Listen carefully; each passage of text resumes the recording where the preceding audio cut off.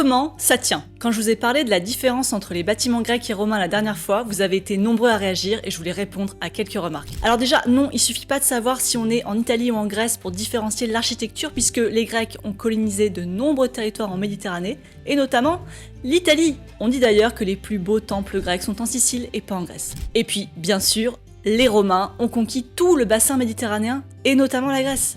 C'est pour ça qu'on peut confondre les monuments grecs et romains parce qu'ils sont parfois dans les mêmes villes. Mais bref, je voulais aussi répondre aux questions sur l'architecture grecque. Car si les Romains ont inventé le béton et la voûte, les Grecs, eux, se contentaient de pierres de taille assemblées sans mortier. En fait, pour tenir les blocs entre eux, ils utilisaient souvent des agrafes en métal.